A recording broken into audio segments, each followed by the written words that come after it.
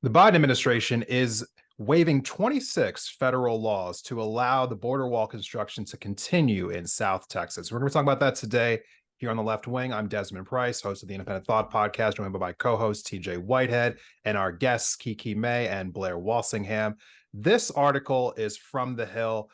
It's kind of like dives into a little bit to what we're going to be talking about here. The Biden administration announced last Wednesday that 26 federal laws were waived to allow the border wall construction in Texas. This is marking the administration's first use of executive power, often used by former President Trump to fund projects along the southern border.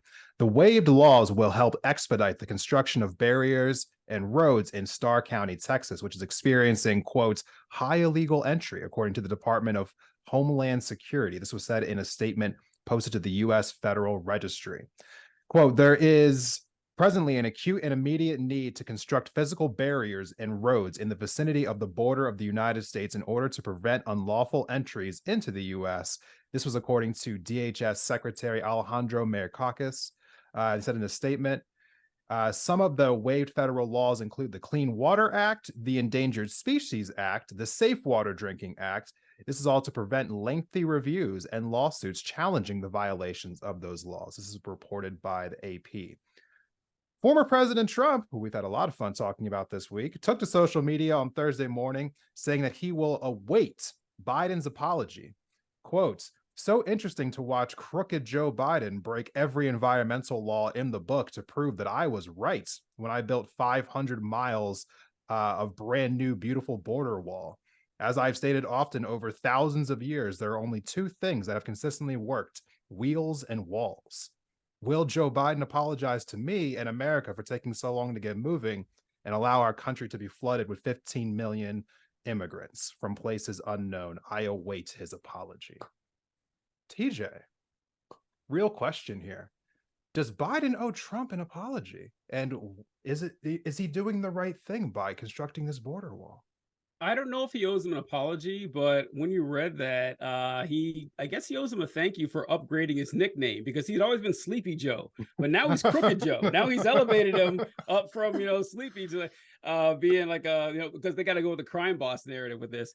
Oh, yeah. The border wall thing has always been fascinating to me. Ever since, Trump made it a big deal back when he ran the first time, and because it's such a ridiculous concept to me. It's absurd. Like Trump's what he sold to the American people was this thousands of mile long wall across the southern border that would be, logistically and legally impossible to build. And people actually thought that was going to happen.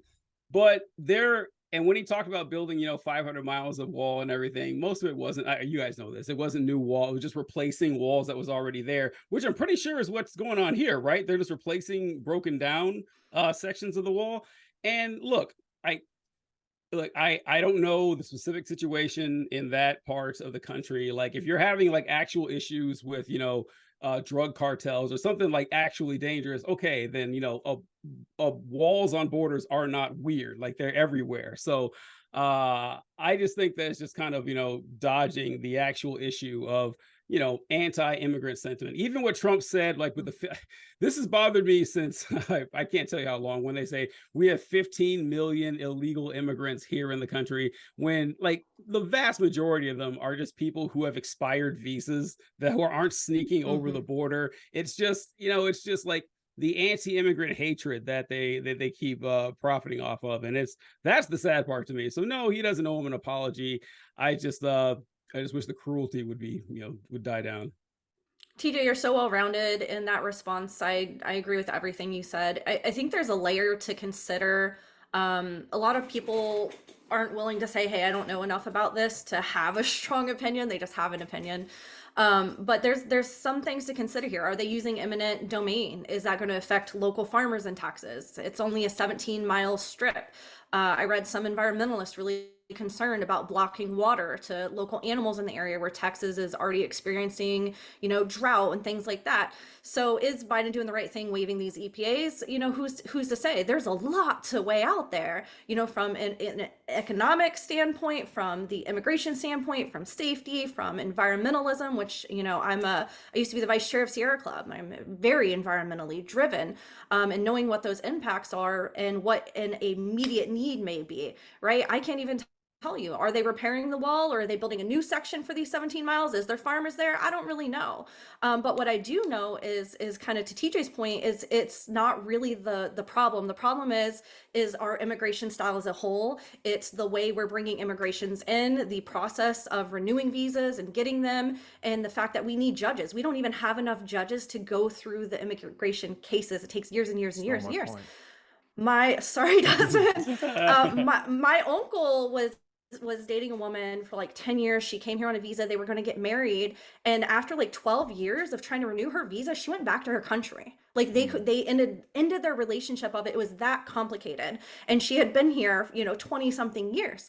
So I think it is a lot more complicated than saying, oh, these people are coming across the border and it's another fear driven tactic. And there are real concerns, in there as well, but this is a Band-Aid, not a solution. Yeah, I think I agree that it's definitely like we need a policy solution, and that there have been numerous studies that a wall does not do anything. It does not deter folks, and that smugglers come and they will shut the wall open using whatever tools that they have, and then it drives people into the hands of smugglers. It increases the number of injury and deaths. And then Blair, to your point, has very real environmental and wildlife repercussions, all that sort of stuff.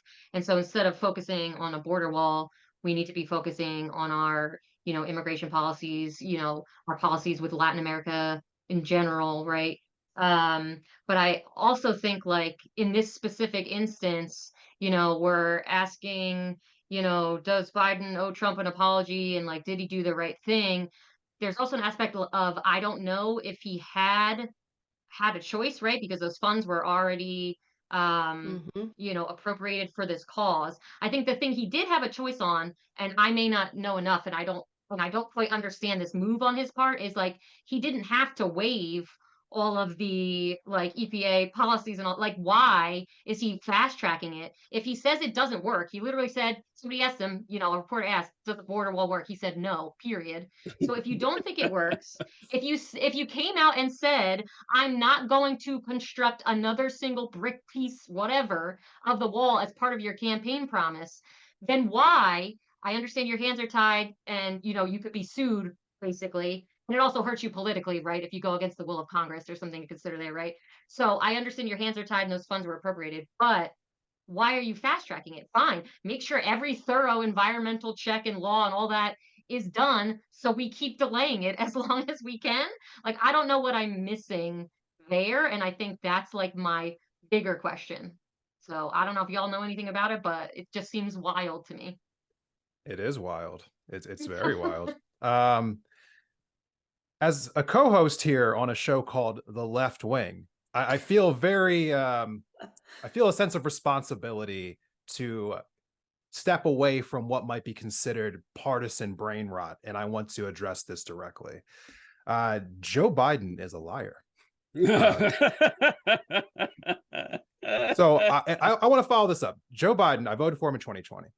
Full disclosure, voted for him. In the primary, I voted for Bernie Sanders. That's where my politics are closer to, if that makes sense for everyone else.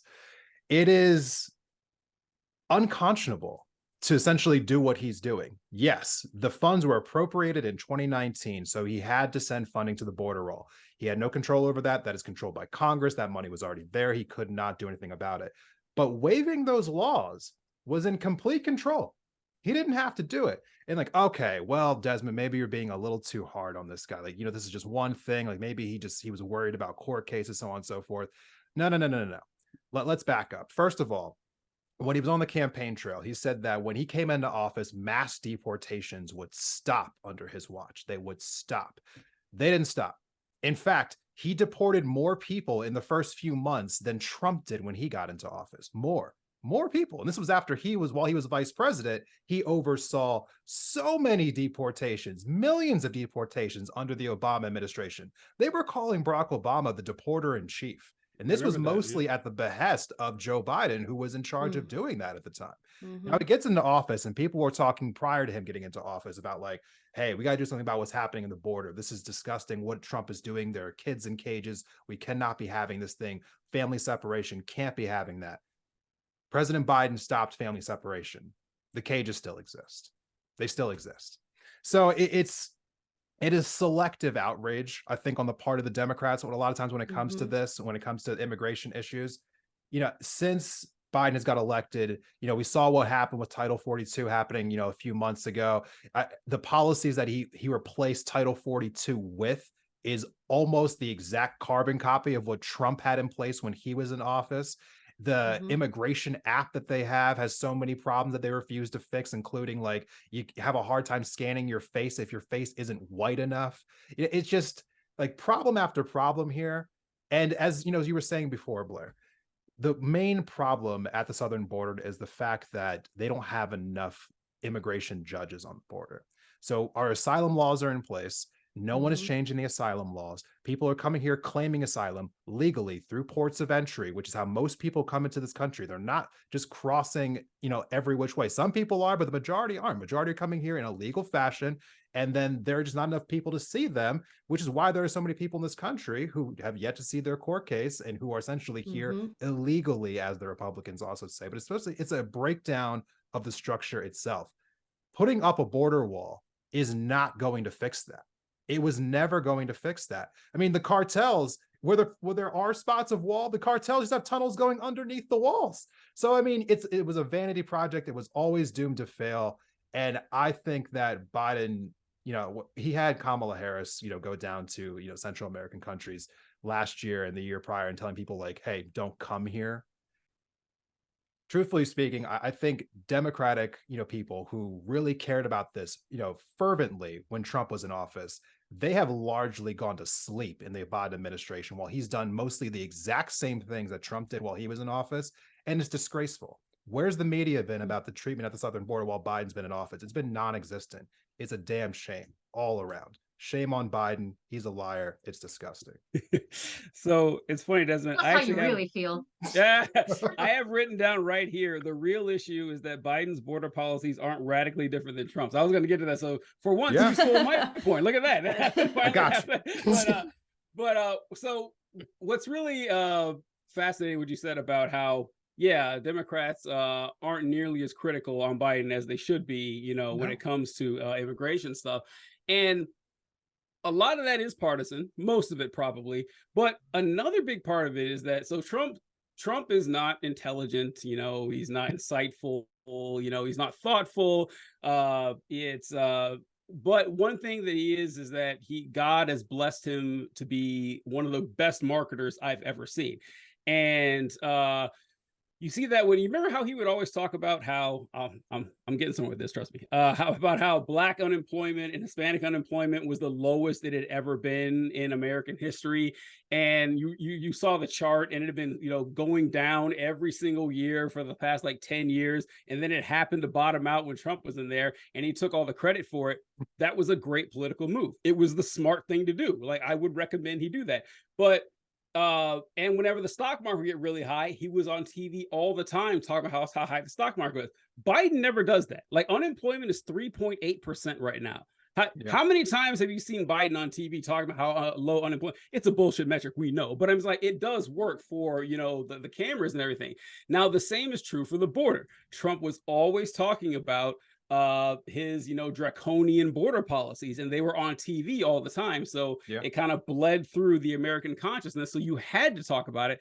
Biden, he shoved Kamala down there and said, hey, you take care of this stuff, and hides this stuff under the rug. So I think that plays a big part in it too, is that you just don't hear that much about it in the news because Biden isn't quite as braggadocious as Donald Trump. And before I forget, this just came to my mind, but you mentioned that Trump was talking about what was it? There are two things that have worked all throughout human Walls and history: wheels. wheels and walls. Yeah. I was like, is he just naming like simple machines? Like, we also have like, inclines, pulleys, screws, Light bulbs. fulcrum. Yeah, levers. Like, these things have worked through history too. It was just a weird statement. I don't know. I hadn't heard that before, but it does fit. Hey, he used some alliteration, some flair, and I'm gonna remember it. Yeah. So sorry. Well, what do you think, Kiki? Well, I was gonna say that just reminded me of what was that occasion where he was like TV, camera, man, Oh woman. yeah, person, woman, man, camera, TV. Yeah. That's what it reminded me of. But no, TJ totally resonates. The marketing piece of it. I think Republicans in general do a really great job of touting their wins, even if they aren't actually responsible for them. And Democrats, are really bad at messaging, I think. And so when there are legitimate things that Biden could be out there celebrating or having folks speak out on his behalf, he doesn't. The other thing I was just thinking about in trying to make sense of why, he's expediting process and waiving all of these environmental, laws and checks, other than he's a big fat liar, is also that I'm wondering like what kind of pressure he's getting from, Democratic senators, governors, mayors, whatever. There's been talk of, how they're overwhelmed with the immigrants that have been bused to various major cities and they don't have the resources and they don't have places to put them, and I'm not well versed enough to say whether that's an accurate portrayal of what's going on in those places, but I have read that certain, folks have been outspoken about that in the Democratic Party. So, is he doing it because it's politically expedient from that perspective? I think that may play a part. That doesn't make it any less shitty, but I'm trying to like get inside his head to figure out what the political strategy piece here is. And that's the only thing that I can think of. And again, just points to the level of distrust that we've cultivated with the American people, because it's like all of us absolutely laugh and nod when we say he made all these promises, didn't keep any of them. That's what happens on the campaign trail. They just say whatever they're going to say. And then part of it, to Blair's earlier point, is that you can't hardly get anything done because there's all these ways that the other party can obstruct. And then, all of this red tape, what have you. But then it's also just, they're never held to account for it. When election cycle rolls around again, it's let's rally around these, very easy to digest messages to distract folks. And the ball starts rolling again. So it's all completely, disheartening. There's also probably a media propaganda piece in there, right? What's in it for mainstream media to not be paying more close attention to this issue? They have lots of influence from political elites and corporate entities and the folks that own them and all that sort of stuff. So it's a perfect storm of things I think that contribute to the fact that we're not hearing as much about this as we should. And Democrats aren't speaking up about it as much as they should, because to your earlier point, Desmond, it's not like a sort of like firebrand thing, an election thing that we could cling on to and say, that Trump doesn't care about kids in cages and stuff like that. So. Mm. Yeah, I'm not sitting at the Biden strategy table. It could be a way to try and allure, some of the more moderate conservative voters. Like, hey, look, I'm doing something about the border that you guys want so much. It could be to appeal that. But again, I'm not at that table. But what I see is a lot of political theater and no accountability, right? And that's kind of what people are accustomed to an earlier topic we went to, is that media bias and that clickbait and those headlines. And so it could be like a strategy for reelection, but it's kind of hurting is his own party, and people don't necessarily want to speak up. That's a problem with the left, right? The right wing has been broken quite a bit too, between kind of the extreme side trying to control the more moderates. Like, you got like Mitt Romney, right, who's considered more of like a moderate. He supports like the child tax credit and various direct cash programs, and he's basically like coming out of office now. So you see people kind of leaving both of these parties more vocally now, whether they're just not running for re-election or they're switching parties because they cannot have a different opinion other than these polar opposites that just keep people voting. So it just kind of seems like more of that is there's not policy experts in there on this, right? It's like, hey, these funds were allotted. This is something that was already allocated. And now I'm just going to fast track it and move past all of these things that the left kind of believes in, like environmentalism and human rights, and just build this wall that I already said doesn't even work. And we've all seen videos of people like throwing ladders up or cutting through it or whatever. I've seen a video just this past week on the main news of cars and trucks just going straight through the checkpoint. Like there was nobody even like working there. There's just like cars coming through. And so I think a lot of people, again, they're just like fearful of this. And so it could be an appeal to try to like qualm that. So like, hey, I'm doing something about it, but there's no way to tell. Yeah. I Yeah. think even if that's likely, it's backfiring, right? Because we already Absolutely. have Trump saying he owes me an apology. We already have Mhm. like Trump's senior advisor saying this is just evidence that Trump was right all along and we do need the border wall. So it's a Mhm. bad strategy. Sorry, Desmond, go ahead. Absolutely. Yeah, I just want to, I will close out this conversation just by saying that as we've been talking this week about third parties taking votes away from Democratic candidates and why people are upset with the country, maybe if you're a Democrat and you know that your base really cares about human rights and treating people at the border with dignity and environmentalism, maybe the Yeah. strategy of yeah, I'm gonna just say screw all of that and brag about a border wall that I'm building isn't the best strategy for a Democrat running for president. Maybe it's just Yep. not. Mm-hmm. Yeah. Blair, you mentioned that Ended you're on not at yeah. the Biden campaign strategy meetings. I would pay a king's ransom to be at the Biden campaign strategy meeting. He's like, listen, Jack, we're gonna pretend that we're gonna legalize marijuana. And it's like that would be great. I would love to see that. That'd be fantastic.